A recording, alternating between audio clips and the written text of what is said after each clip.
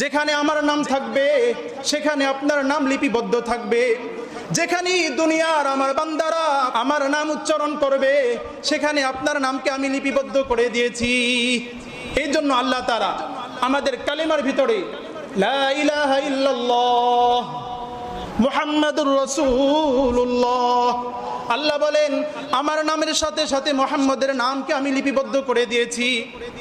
বান্দা যখন নামাজ পড়বে, আজান দিবে, সেই আজানের ভিতরেও আমার নামের সাথে মুহাম্মাদের নাম, আশহাদু আল্লা ইলাহা ইল্লাল্লাহ আশহাদু আন্না মুহাম্মাদার রাসূলুল্লাহ। আল্লাহ বলেন বান্দা নামাজের শুরুতে আজান দিবে, সেই আজানেও আমার নামের সাথে মুহাম্মাদের নাম। বান্দা নামাজে দাঁড়াবে, একামত দিবে, সেখানেও আমার নামের সাথে মুহাম্মাদের নাম। বান্দা নামাজে দাঁড়াবে, আল্লাহু আকবার বলে আমার নামের মাধ্যমে শুরু করবে। বান্দা নামাজ শেষ করবে, বৈঠকে বসবে, তাশাহুদ পাঠ করবে, সেখানেও বান্দা আমার নামের সাথে মুহাম্মাদের নামকে উচ্চারণ করবে। বলেন সুবহানাল্লাহ। হযরত আদম আলাইহিস সালাম থেকে নিয়ে শেষ নবী পর্যন্ত যত নবী রাসূল আম্বিয়া ইকরামকে আল্লাহ তাআলা দুনিয়ার বুকে পাঠিয়েছেন, তাদের ভিতরে সর্বশ্রেষ্ঠ হলো রাসূল আরবী হুজুর সাল্লাল্লাহু আলাইহি ওয়াসাল্লাম। এবং আমরা হুজুর সাল্লাল্লাহু আলাইহি ওয়াসাল্লামের উম্মত হওয়ার সুবাদে আমরাও সর্বশ্রেষ্ঠ। নাহনুল আখিরুন আস-সাবিকুন, আমরা তো সবার শেষে এসেছি, কিন্তু কাল কিয়ামতের মাঠে আমরা সর্বাগ্রে থাকবো। বলেন সুবহানাল্লাহ। কিভাবে আমরা সবার শেষে এসেছি? আমাদের নবী হুজুর সাল্লাল্লাহু আলাইহি ওয়াসাল্লাম তিনি সর্বশেষ নবী, এবং আমরা সর্বশেষ নবীর সর্বশ্রেষ্ঠ উম্মত, এবং আমরাও সর্বশ্রেষ্ঠ নবীর সর্বশ্রেষ্ঠ উম্মত হিসাবে আমরাও সবার শেষে দুনিয়ার বুকে আগমন করেছি। নাহনুল আখিরুন, আমরা তো সবার শেষে এসেছি। আস-সাবিকুন, কিন্তু কাল কিয়ামতের মাঠে আমরাই সর্বাগ্রে থাকব। এজন্য আল্লাহ তাআলা পবিত্র কোরআনে ইরশাদ করেন, কুনতুম খায়রা উম্মাহ, তোমরা সর্বশ্রেষ্ঠ উম্মত। কেন? যে আল্লাহ তাআলা তোমাদেরকে সর্বশ্রেষ্ঠ নবীর উম্মত বানিয়েছেন। তিনি সর্বশ্রেষ্ঠ নবী। হযরত আদম আলাইহিস সালাম থেকে নিয়ে যত নবী রাসূলকে আল্লাহ তাআলা পাঠিয়েছেন, তাদের ভিতরে আমাদের নবী সর্বশ্রেষ্ঠ নবী। সর্বদিক থেকে তিনি সর্বশ্রেষ্ঠ। তার নাম, তার বংশ, এমনকি তার গোত্র, তার এলাকা, বংশ পরম্পরা, এমনকি তার সূরত, তার সিরাত, তার মুআজিজা, তার আখলাক, সর্বদিক থেকে তিনি সর্বশ্রেষ্ঠ। বলেন সুবহানাল্লাহ। তা রাসূল সাল্লাল্লাহু আলাইহি ওয়াসাল্লামের দুনিয়ায় আগমন, যেটাকে বলা হয় মিলাদুন নবী, রাসূল সাল্লাল্লাহু আলাইহি ওয়াসাল্লামের জন্মের কাহিনী, তিনি দুনিয়ার বুকে আগমন করেছেন রবিউল আউয়াল মাস ৮-৯ মতান্তরে ১২ই রবিউল আউয়াল সোমবার দিন সুবহ সাদেকের সময় আল্লাহ রাসূল সাল্লাল্লাহু আলাইহি ওয়াসাল্লাম দুনিয়ার বুকে আগমন করেন। বিবি আমেনা বলে, অন্ধকার রজনী, ওই সময় আমি দেখতে পাই আমার ঘরের ভিতরে এক আলো প্রকাশ পাচ্ছে। আমি তো মনে করেছিলাম মনে হয় বাহিরে সূর্য উদয় হয়ে গেছে, কিন্তু আমি ঘর থেকে বের হয়ে দেখতে পাই না, এখনো তো সূর্য উদয় হয় নাই, বরং দুনিয়ার আসমানের সেই তারকাগুলো একত্রিত হয়ে আমার ঘরের ভিতরে লাইটিং করতেছে। বলেন সুবহানাল্লাহ। বিবি আমেনা বলে, রাসূল সাল্লাল্লাহু আলাইহি ওয়াসাল্লাম আমার গর্ভে আসছে, আমি দেখতে পাই দুনিয়ার আসমানের তারকাগুলো আমাকে সালাম দেয়, দুনিয়ার চাঁদগুলো আমাকে সালাম দেয়, গাছপালাগুলো আমাকে সালাম দেয়। এগুলোর তো প্রাণ আছে। আমি ঘুমাইতে যাই, আমার ঘরের দেওয়ালগুলো আমাকে সালাম দিয়ে দেয়। বিবি আমেনা বলে, মুহাম্মদ আমার গর্ভে আসছে, যেদিন তিনি দুনিয়ার বুকে আগমন করে সব কিছু ঠিকঠাক হয়ে তিনি দুনিয়ার বুকে আগমন করে, তাকে খতনা করাইতে হয় নাই, নাভির নারও কাটতে হয় নাই। আল্লাহ তাআলা তাকে জান্নাত থেকে খতনা অবস্থায় দুনিয়ার বুকে প্রেরণ করেছেন। বলেন সুবহানাল্লাহ। বিবি আমেনা বলে, মুহাম্মদ দুনিয়ার বুকে আগমন করেছে, আল্লাহ তাআলা অলৌকিকভাবে সারা দুনিয়ার মানুষকে জানিয়ে দিলেন তিনি সাধারণ কোনো ব্যক্তি না, তিনি মহামানব, তার আগমনে কুফর শিরিক বেদাত সব দূর হয়ে যাবে। এই জন্য যে সময় মুহাম্মদ দুনিয়ার বুকে আগমন করে আল্লাহ তাআলা অলৌকিকভাবে ওই সময় মক্কাতুল মুকাররমার চারপাশে মূর্তি পূজারীরা 360টি মূর্তি স্থাপন করেছিল। আল্লাহ তাআলা অলৌকিকভাবে সেই মূর্তিগুলোকে মুখ থুবড়িয়ে জমিনের ভিতরে নিপতিত করে দেন। বলেন সুবহানাল্লাহ। বিবি আমেনা বলে মুহাম্মদ দুনিয়ার বুকে আসছে। আল্লাহ তাআলা ওই সময় রোম এবং পারস্য সম্রাট তারা নিজেরা প্রাসাদ বানিয়েছিল। আল্লাহ তাআলা তাদেরকে জানান দিয়েছেন মুহাম্মদ দুনিয়ার বুকে আগমন করেছে। এই জন্য রাজপ্রাসাদের বড় বড় পাথরগুলো জমিনের ভিতরে ধসে পড়ে। অগ্নি পূজারীরা হাজার বছর যাবত আগুনের পূজা করতেছিল। দীর্ঘদিন পর্যন্ত তারা আগুনের পূজা করে, কিন্তু যেই না মুহাম্মদ দুনিয়ার বুকে আগমন করলেন আল্লাহ তাআলা হাজার বছরের প্রজ্বলিত আগুনগুলোকে নিমিষেই একেবারে নিভিয়ে দিলেন। আল্লাহ তাআলা দুনিয়ার বুকে মানুষকে জানান যে মুহাম্মদ দুনিয়ার বুকে আগমন হয়েছে। এক ইহুদি সে দেখতে পায় দুনিয়ার আসমানে তারকাগুলো ছুটাছুটি করতেছে। সমস্ত তারকাগুলো একত্রিত হয়ে বিবি আমিনার ঘরের ভিতরে লাইটিং করতেছে। ওই ইহুদি তালমুদ কিতাবের একজন পণ্ডিত ছিল। সে বলে, আমি তো কিতাবের মধ্যে পড়েছি যেই না মুহাম্মদ দুনিয়ার বুকে আগমন করবে আল্লাহ তাআলা অলৌকিকভাবে এমন কিছু ঘটনা ঘটাবেন যার মাধ্যমে আল্লাহ তাআলা দুনিয়াবাসীকে জানিয়ে দিবেন। পবিত্র কোরআন সূরাত বনী ইসরাঈল, জাআল হক ওয়া যাহাকাল বাতিল ইন্নাল বাতিলা কানা যাহুকা, সত্যের আগমন হয়েছে, মিথ্যা দূরীভূত হয়ে যাবে। মুহাম্মদ ইসলামের তাওহীদের কালেমা নিয়ে দুনিয়ার বুকে আগমন করেছে। এখন কুফর শিরিক বেদাত সব কিছু দূরীভূত হয়ে যাবে। বলেন সুবহানাল্লাহ। বিবি আমেনা বলে মুহাম্মদ দুনিয়া আসতে দেরি, আল্লাহর কদমে সেজদা দিতে দেরি হয় না। আমি হঠাৎ লক্ষ্য করলাম তিনি তার শাহাদাত আঙ্গুলি আসমানের দিকে উত্তোলন করলেন। তার হাতে উত্তোলন করার সাথে সাথে একটা আলো এভাবে বের হয়ে গেল, সারা দুনিয়াকে আলোকময় করে দিল। এই জন্য কোন এক কবি বলেন, আকাশ হতে চাঁদ নেমেছে মা আমেনার কুলে, আধার রাতে উঠলো যেন চাঁদের চেরাগ জ্বলে, চাঁদের চেরাগ জ্বলে। গুলশানে আজ বুলবুলিরা গাইছে শিরিন গান, তামাম জাহান নবীর তরে জানাই লাখো সালাম, জানাই লাখো সালাম। আল্লাহু আকবার বলেন। রাসূল সাল্লাল্লাহু আলাইহি ওয়াসাল্লাম দুনিয়ার বুকে আগমন করেছেন। তার আগমনে সারা দুনিয়ার সকল বাতিল বেদাত কুফর শিরিককে আল্লাহ তাআলা দূরীভূত করে দিবেন এবং জানিয়ে দিলেন সত্য আগমন করেছে। এখন মিথ্যা দুনিয়া থেকে দূরীভূত হয়ে যাবে, দূর হয়ে যাবে। বিবি আমেনা বলে মুহাম্মদ যখন আমার গর্ভের ভিতরে ছিল আল্লাহ তাআলা আমাকে স্বপ্ন যুগে জানান, ও আমেনা তোমার গর্ভে এমন এক ব্যক্তি আসবে, তুমি তার নাম মুহাম্মদ রাখবে। আল্লাহ বলেন, আমি এই মুহাম্মদ নামটাকে নির্বাচন করে রেখেছি আমার প্রিয় হাবিব মুহাম্মদের জন্য। দুনিয়ার বুকে আদম থেকে নিয়ে লক্ষ কোটি মানুষ দুনিয়ার বুকে আগমন করেছে, আমি কারো নাম মুহাম্মদ রাখি নাই। আমি আমার প্রিয় হাবিব খলিল মুহাম্মদের জন্য এই নামটাকে নির্বাচন করেছি। বলেন সুবহানাল্লাহ। মুহাম্মদ শব্দের অর্থই হলো প্রশংসিত। এজন্য আল্লাহ তাআলা পবিত্র কোরআনের 30তম পারার সূরাত আলাম নাশরাহ আল্লাহ বলেন, ওয়ারাফা'না লাকা যিকরাক, ও নবী আমি আপনার নামকে সমুন্নত করেছি।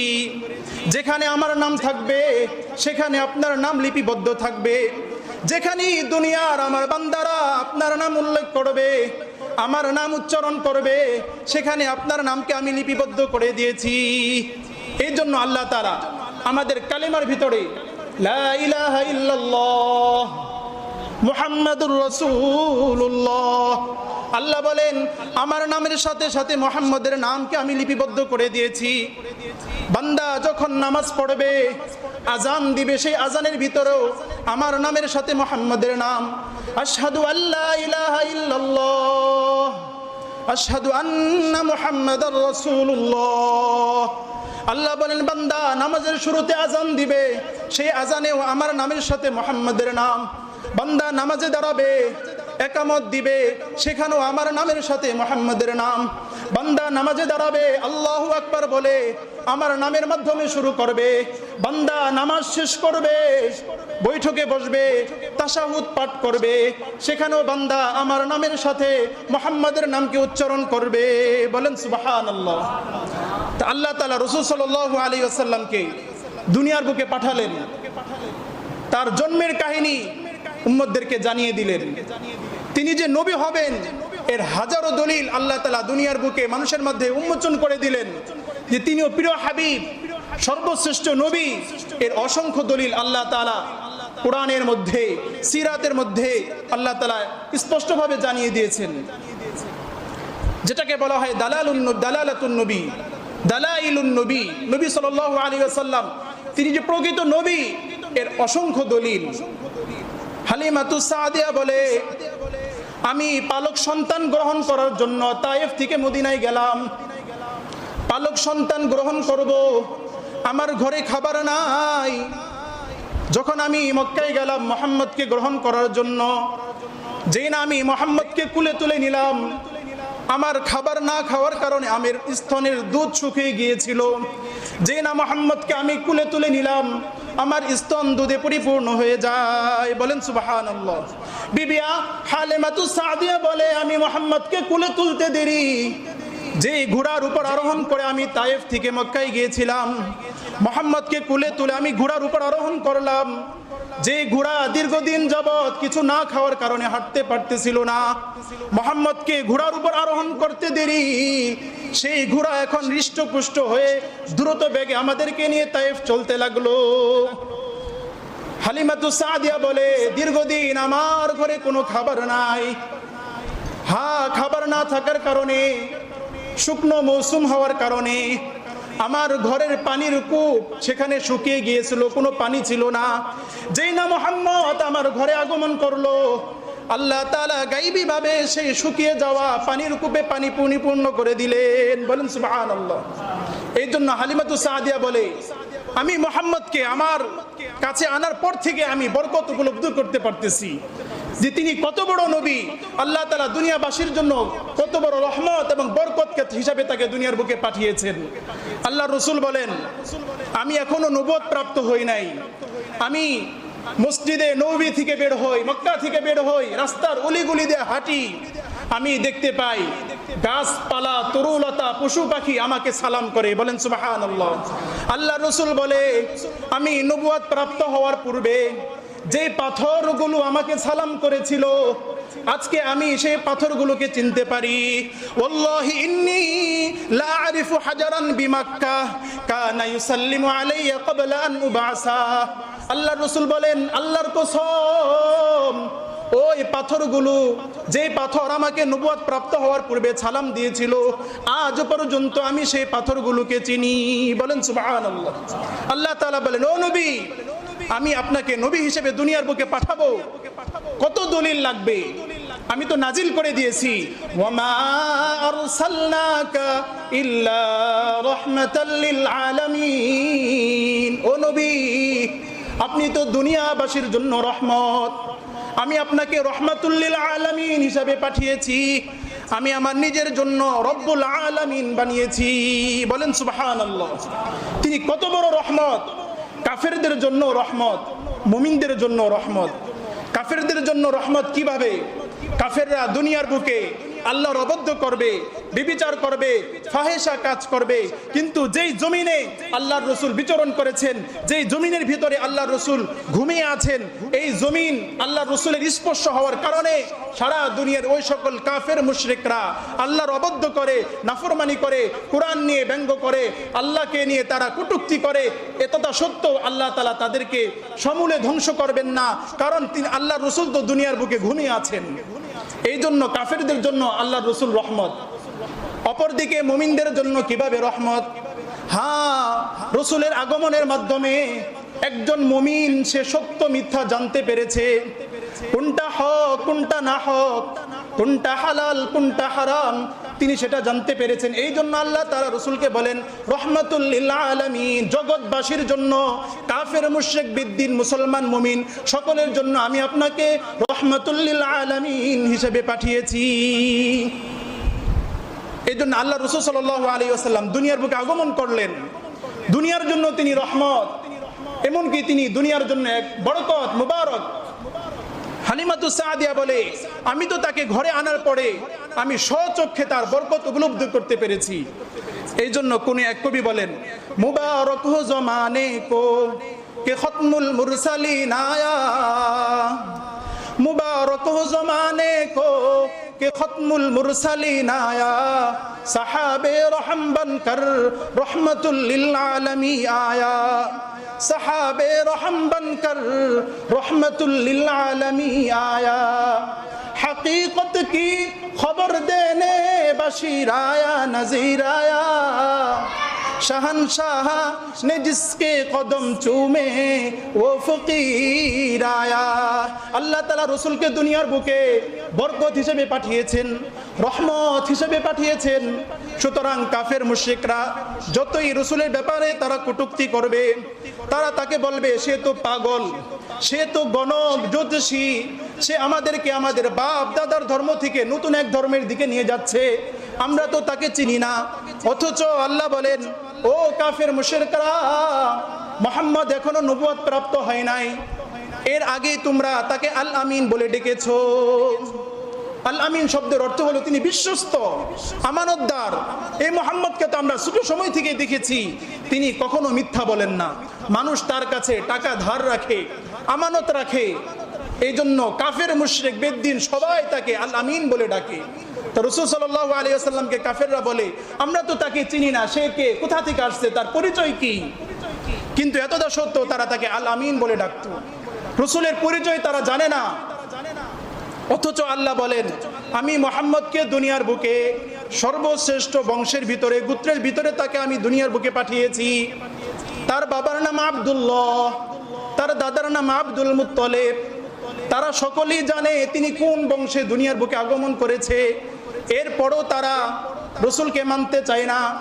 ইয়ারিফুনাহু কামা ইয়ারিফুনা আবনাহুম, ওই সকল কাফের মুশরিকরা মুহাম্মদকে তেমনি চিনে যেমন তারা তাদের সন্তানদেরকে চিনতে পারে। বলেন সুবহানাল্লাহ। তারা মুহাম্মদকে তো চিনে, জানে, তাদের এলাকায় তো তিনি বড় হয়েছেন ছোট থেকে। এরপরও তারা অস্বীকার করতেছে আর বলতেছে, আমরা তো মুহাম্মদকে চিনি না। অথচ আল্লাহ বলেন, ইয়ারিফুনাহু কামা ইয়ারিফুনা আবনাহুম, তারা যতই বলবে যে মুহাম্মদকে আমরা চিনি না, অথচ আল্লাহ বলেন তারা তেমনি চিনে যেমন তারা নিজেদের সন্তানদেরকে চিনে, ঠিক তদ্রূপ মুহাম্মদকে তেমনি চিনে। বলেন সুবহানাল্লাহ। দিল মেরা তাকবীর কিয়া এক আরবি হে, দিল মেরা তাকবীর কিয়া এক আরবি হে, মক্কি মদনী হাশমি ও মুত্তলাবি হে। তিনি মক্কায় আবির্ভূত হয়েছেন। আল্লাহ তাআলা তার বংশকে দুনিয়া বুকে জানিয়ে দিয়েছেন তিনি কোন বংশে দুনিয়ার বুকে আগমন করেছেন। কাফের মুশরিকরা যতই যা বলুক, আল্লাহর রাসূল তিনি যে সর্বশ্রেষ্ঠ নবী, আল্লাহ তাআলা তার হাজার প্রশংসা, হাজার দলিল দুনিয়ার বুকে উল্লেখ করে দিয়েছেন। আল্লাহ তাআলা তাকে মুআজিজা দিয়েছিলেন। কেমন মুআজিজা? দুনিয়ার বুকে যত নবী রাসূলকে আল্লাহ তাআলা দুনিয়ার বুকে পাঠিয়েছেন সকলের জন্যই মুআজিজা ছিল। হযরত ঈসা আলাইহিস সালামের মুআজিজা ছিল তার এই হাত দিয়ে যখন কোনো রুগ্ন ব্যক্তিকে তিনি স্পর্শ করতেন সাথে সাথে সুস্থ হয়ে যেতেন। বলেন সুবহানাল্লাহ।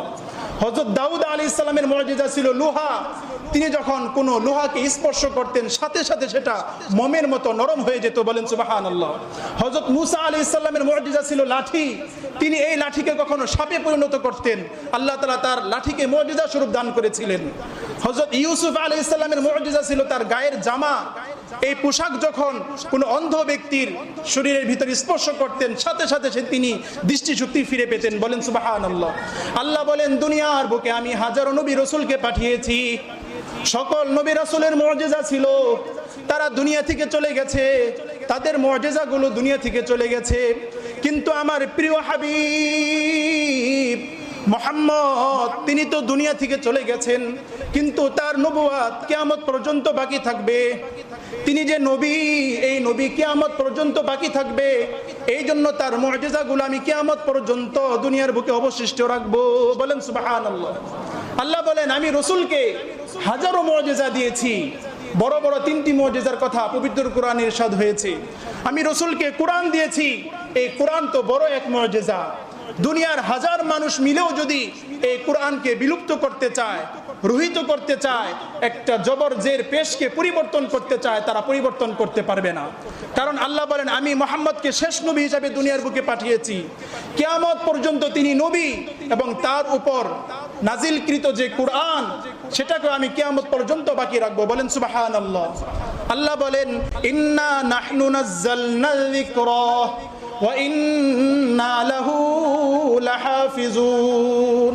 আমি এই কোরআনকে নাজিল করেছি, আমি এই কোরআনকে হেফাজত করার জিম্মাদারি নিয়েছি।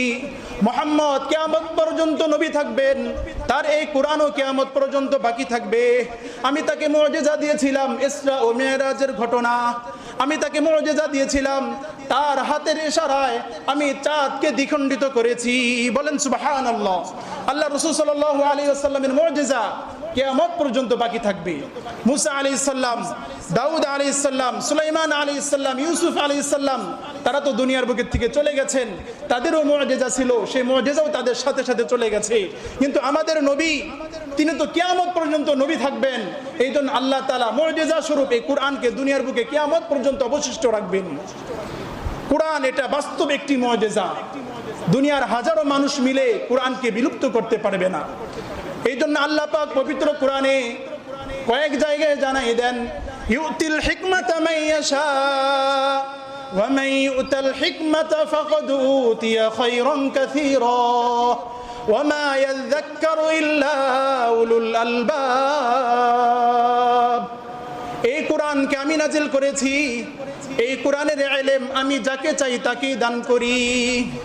ये कलामे जिंदा कुराने हकीम, ये कलामे जिंदा कुराने हकीम, हिकमते उला यज़ालस्तु कदीम, जमीउल इल्मि फिल कुराने हकीम, तकासुरत अन्हु अफहामुर रिजाल। बोलें सुबहानाल्लाह। अल्लाह ताला दुनियार बुके कुरान के पाठालेन, এটা রাসূল সাল্লাল্লাহু আলাইহি ওয়াসাল্লামের সবচেয়ে বড় মুআজিজা। তিনি যে সর্বশ্রেষ্ঠ নবী, আল্লাহ তাআলা সর্বদিক থেকে তার শ্রেষ্ঠত্ব বর্ণনা করেছেন। আল্লাহ বলেন মুহাম্মদ আমার কাছে কতটা প্রিয়, এমনকি তিনি আমার কাছেও সম্মানিত। দুনিয়ার বুকে আমি যত নবী রাসূলকে পাঠিয়েছি, যখনই তাদেরকে আমি সম্বোধন করতাম, তাদের নাম ধরে ডাকতাম। ইয়াহইয়াকে ডাকার প্রয়োজন হয়েছে, আমি বলতাম ইয়া ইয়াহইয়া খুযিল কিতাবা বিকুওয়া। মুসাকে আমি নাম ধরে ডেকেছি, ইয়া মুসা আকবিল ওয়ালা তাখাফ। ইয়া ইসমাঈল।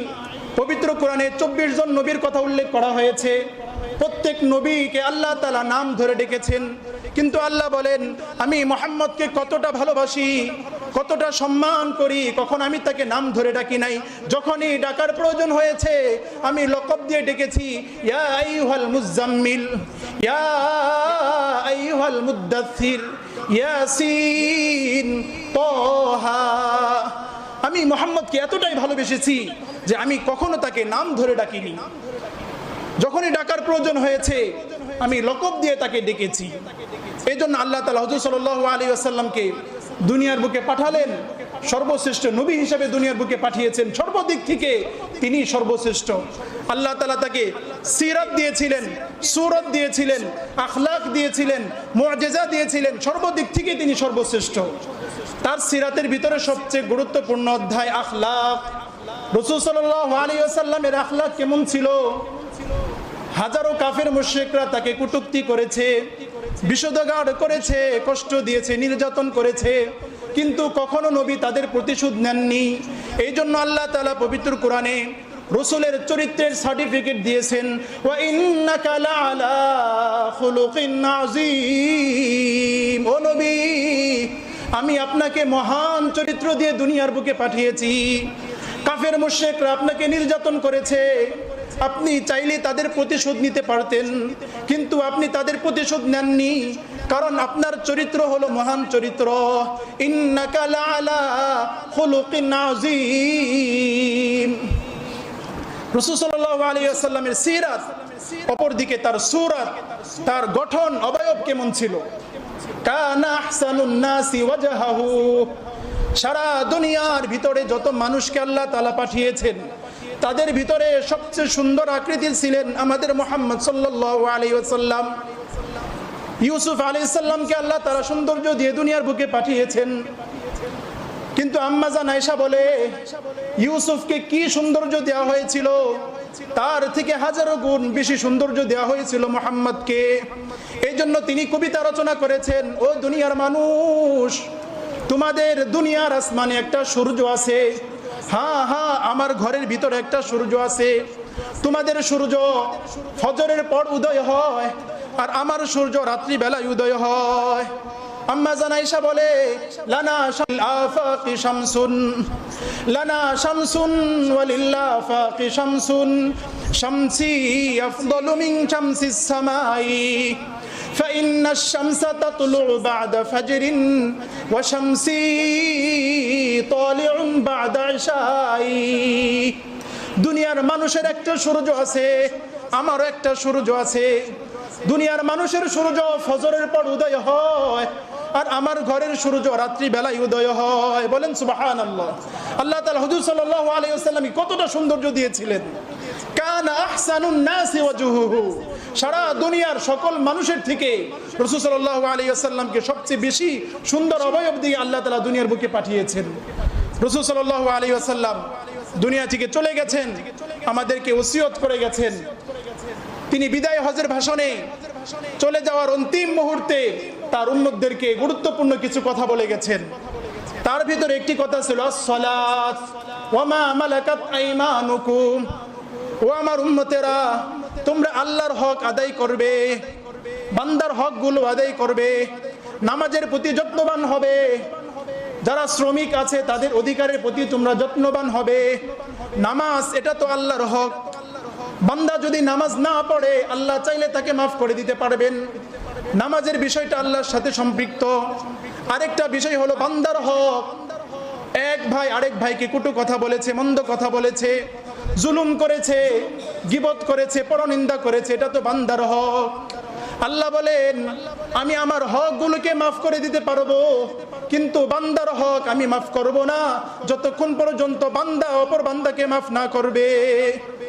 এজন্য আল্লাহর রাসূল দুনিয়া থেকে চলে যাওয়ার সময় বান্দার হকের কথাও বলে গেলেন, এমনকি আল্লাহর হকের কথাও বলে গেলেন, যে এক ভাই যখন অন্যায় করবে, অশালীন কাজ করবে, গুনাহ করবে, তোমরা মানুষের কাছে বলে বেড়াবে না, গীবত করবে না, চুগলখড়ি করবে না, পরনিন্দা করবে না। সে অন্যায় করেছে, গুনাহ করেছে, তুমি এটাকে লুকিয়ে রাখো। মান সাতারা মুসলিমান সাতারাহুল্লাহু ফিদ দুনিয়া ওয়াল আখিরাহ। যে বান্দা অপর ভাইয়ের দোষকে গোপন রাখবে, আল্লাহ তাআলা দুনিয়ার বুকে তার দোষকে গোপন রাখবেন, কাল কিয়ামতের মাঠেও তার দোষগুলোকে গোপন রাখবেন। বলেন সুবহানাল্লাহ। এই জন্য বান্দার হক, কারো প্রতি জুলুম না করা, অবিচার না করা, তার অন্যায় মানুষের কাছে না বলা, গোপন রাখা। আল্লাহ রাসূল বিদায় হজে ভাষণে বলে গেছেন, বান্দার হকের প্রতি যত্নবান হও। এক ভাই অন্যায় করেছে, গোপন রাখো। আমানতের খেয়ানত করো না, ওয়াদার বল খেলাফি করো না। তোমার কাছে যখন কোনো আমানত রাখা হয়, সে আমানতের খেয়ানত করবে না। ওয়াদা করেছো, অঙ্গীকারবদ্ধ হয়েছো, ওয়াদার বল খেলাফি করবে না। বান্দার হকের প্রতি যত্নবান হবে। বিশেষ করে তোমার পিতা মাতা, তোমার প্রতি হক রয়েছে। আল্লাহ বলেন, যেখানে আমি আমার হকের কথা উল্লেখ করেছি, পাশাপাশি আমি তার পিতা মাতার হকের কথা বলেছি। ওয়াবুদুল্লাহ ওয়ালা তুশরিকু বিহি শাইআ ওয়া বিল ওয়ালিদাইনি ইহসানা। তোমরা আল্লাহর ইবাদত বন্দেগী করো, তার সাথে কাউকে শরীক করো না, এবং তোমার পিতা মাতার সাথে সৎ আচরণ করো। এই জন্য আল্লাহ রাসূল বলেন, ওই ব্যক্তি ধ্বংস হোক, ওই ব্যক্তি ধ্বংস হয়ে যাক যে ব্যক্তি সে তার পিতা মাতার সাথে সৎ আচরণ করে না। তার পিতামাতার উভয়কে অথবা কোনো একজনকে বৃদ্ধ অবস্থায় পেল আর তাদের সেবা শুশ্রূষা করলো না, খেদমত করলো না, তার জন্য ধ্বংস অনিবার্য। লাম ইয়াদখুলিল জান্নাহ, ওই ব্যক্তি কোনোদিন জান্নাতে প্রবেশ করতে পারবে না। বলেন নাউজুবিল্লাহ। তা রাসূল সাল্লাল্লাহু আলাইহি ওয়াসাল্লাম দুনিয়া থেকে চলে যাওয়ার সময় আমাদেরকে গুরুত্বপূর্ণ কথা বলে গেছেন যে আল্লাহর হকের প্রতি তোমরা যত্নবান হবে, বান্দার হকের প্রতি তোমরা যত্নবান হবে। আল্লাহ তাআলা আমাদের প্রত্যেককে রাসূল সাল্লাল্লাহু আলাইহি ওয়াসাল্লামের সিরাত, তার আখলাক, তার মুআজিজা, দালাইলুন নবী, এমনকি তার সূরত, সার্বিক সকল বিষয় থেকে আমাদের শিক্ষা গ্রহণ করা তৌফিক দান করে। বলেন আমিন। তিনি দুনিয়া থেকে চলে যাওয়ার সময় আমাদেরকে নামাজের ওসিয়ত করে গেছেন, বান্দার হকের কথা বলেছেন। এই সকল হক, বান্দার হক এবং আল্লাহর হকের প্রতি যথাযথ যত্নবান হওয়ার তৌফিক দান করে। বলেন আমিন। ওয়া আখিরু দাওয়ানা আলহামদুলিল্লাহি রাব্বিল আলামিন।